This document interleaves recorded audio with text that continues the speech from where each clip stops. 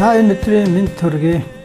За бид нар энэ 7 хоногт бас Филиппой номоос уншиж байна. Тэгээд ер нь бол өглөөний цаг бол Библи судлал биш. Ерөнхийдөө Библиэс уншаад тэгээд бидэнд юу ойлгогдож байна, бид нар бас юу сурч болох вэ гэдгийг одоо харах байгаа. За тэгээд бүгдээр хамт залбирая. Эзэн минь ээ, өнөөдөр та Филиппой номоор дамжуулан биднийг та урамшуулж, сануулж, бас сургаарай. Эзэн минь ээ, бид таны тааллын дагуу амьдрахын тулд илүү сүнсээр хүчрэг болохын тулд бидэнд хэрэгтэй бидний мэдэх ёстой тэр л үннийг бидэнд зааж сургаач. Есүсийн нэрээр гуйлаа. Амен. За тэгвэл Филиппой 3 дахь бүлгийг харъя. За нэг эцэст нь ах дүүс минь эзэн дотор баярал. Та нарт өнөөл зүйлээ бичих нь надад төвөгтэй биш өгөөд харин та нарт хамгаалалт бол. За энэ дээр Паул ингээд эзэнтэй хамт байхдаа баярлал, эзнээс болж баярлаа гэсэн. Тэрнээс одоо бид нар энэ эргэн тойрон амьдралын нөхцөл байдал, улс орон, одоо эдийн засаг, тэгэл ажил төрлөө ингээд харах юм бол ер нь нэг айхтар баярлаад ах зүйл бол энэ бас их биш.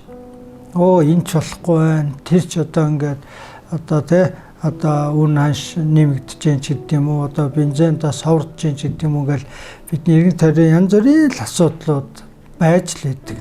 Тэгээд угаасаа цаашдаа ч гэсэн асуудлууд мэдээж одоо дуусахгүй. Бид нар төгс бус одоо хүмүүсийн нийгэмд амьдарч байгаа учраас асуудалгүй нэг гэж байхгүй. Харин Паул бидэнд цагтаа эзнээс болж баярлаа. Эзэнтэй хамт та нар байвал, эзэн цаг гарах юм бол, эзнийг харах юм бол үнэхээр баяр хөөр төрнө. Яг зөв бидний эзэн бол хүчрэхэг нэгэн. Эзэн санаа зовдөггүй. Эзэн одоо сандарт твддэггүй.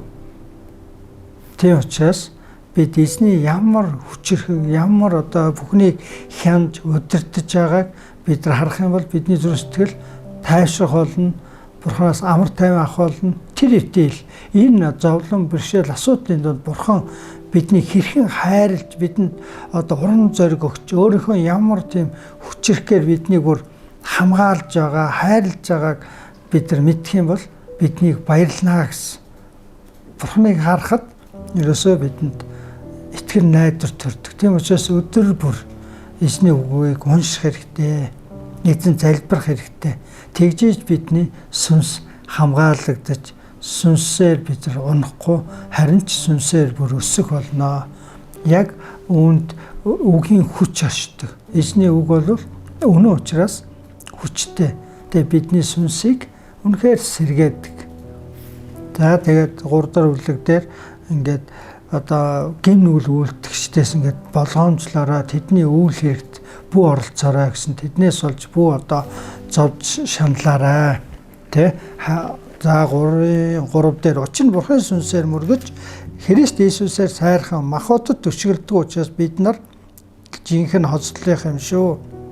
За Бурханы сүнсээр Бурханд үйлчилж, Бурханы сүнсээр одоо Бурханыг ингэж дагж байгаа цагт бид нар бол үнэхээр махан бие даахгүй.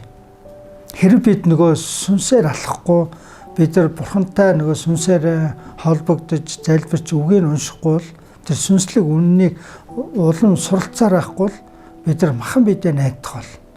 Махан бие гэдэг бол үнэндээ энэ бол сул дорой тэгээ Бурханыг эсэргүүцдэг. Махан бие Бурханд үйлчилж чадахгүй. Бурханыг алдаршуулж чадахгүй. Махан бие зөвхөн хуваалж хичээдэг. Махан бие гэмт хүсэл, гэмт чанар оршиж яадаг. Тийм учраас бид махан биеэр махан биеийн хүслийг даахгүй гэвэл бид сүнсээр л одоо алхах хэрэгтэй. Тэгээд Паул өөрийгөө хэлсэн, би бол одоо өөрийнхөө энэ амьдарч байгаа нийгэмд би бол хамгийн сайн одоо боловсрсон, гарал угсааны хувьд бол бүр сайн удам судартай. Тэгээд эзэмшсэн боловсролын хувьд ерөөсө голөгдөхгүй, бүр нийгэмд олж авсан түүний байр суурь ч гэсэн өндөр. Тэр бол ирээдүйтэй залуу хүн байсан. Бурхан дээр ирэхийнхаа өмнө тэр энэ нийгэмд бол маш боловсрсон, одоо хил устай, соёлтой, боловсролтой хүн байсан. Харин Христээр ирснээр энэ бүхэн Христийн өгдөг тэр мэдлэгийн дэргэд юу ч биш гэдгийг олж харсан Паул. Миний өөрийн ухаан хүчээр суралцж олж авсан тэр л боловсрол, диплом, мэдлэг, байр суурь, албан тушаал хүмүүсээс авсан хүндэл бол ерөөсөө юу ч биш юм аа. Энэ бол Бурхны өмнө бүр ёстой хог юм байна. Энэ бүхэн Бурхнаас ирээгүй. Харин Бурхан үнэхээр сайныг өгнө, бүр жинхнийг өгнө. Жинхэнэ үнний мэдлэг, жинхэнэ хайр, жинхэнэ өргөмжлөлийг өгнө. Жинхэнэ бидний гарал угсааг бүр ингээд шинчилж чадна. Үнэхээр Есүст итгэсэн хүмүүс гин нүглийн тэр сатан муу сүнсний тэр хаанчлаас, тэр үхлийн айдас, тэр гмийн боолчлоос чөлөөлөгдөж Бурхны хаанчл руу шилжсэн.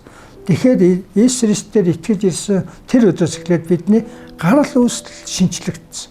Тэгэхээр бид өмнөх гарал үүсэл, энэ дэлхийн гарал үүсэл юм уу боловсролоор бид сайрхах шаардлагагүй. Бид Бурханаас өгсөн тэр итгэл, мэдлэг, тэр бүхэнд бид нар найдаж тэр дотор өсөх хэрэгтэй. Тэгэх юм бол бид нар Бурхны өмнө бат зүйтэй бид уруу таталж сорилтонд унахгүй. Бид махбодтой бүдрэхгүй гэсэн үг.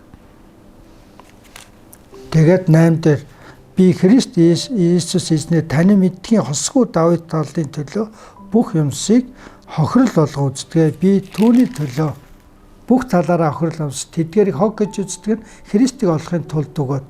За ингээд зоригтой тэр өөрийн махан биеийн хувьд өөрт сайрах зүйл байхгүй тэр бүхнийг хэрэгсэхгүй болгосон илүү нөгөө Христээс авахын тулд Христтэй хамт байж Христийг танихын тулд байгаа. Тэгэхээр бид нар хуучин ойлголт сэтгэхгүй бодлороо Христэд хандах юм бол бид нар Христийг таньж чадахгүй. Тийм учраас бид өөрсдөө хоослоод бид бүрэн зөрсдлээ нээгээд Христийн өмнө ирэх хэрэгтэй.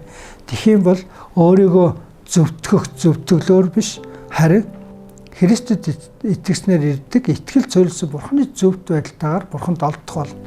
Бид Бурханд таалагдах амьдралаар бид амьдрах хэрэгтэй. За хамт залбирая. Эзэн Иесусээ бид хувь хүнийхээ тэр өмнөх гэм нүгэлт амьдралын тэр мэдлэг боловсрол юм уу гарал үүслэр бахархаж бардамнах биш.